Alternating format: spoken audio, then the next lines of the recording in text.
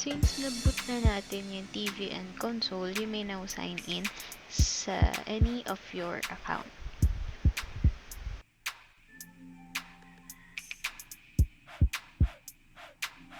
Once naka-sign in ka na, punta ka na lang sa menus and look for the settings icon. Click X or circle. And then, scroll down hanggang makita mo yung option na system. Click again X or circle. And look for Enable HDMI Device Link. Dapat merong check yung checkbox to make this setting work. And there you have it. How to open your console and TV without using or pressing the power button of your remote controller and power button of your console. Restart your PS4 to check if kung nag-take effect yung settings na sinetap natin.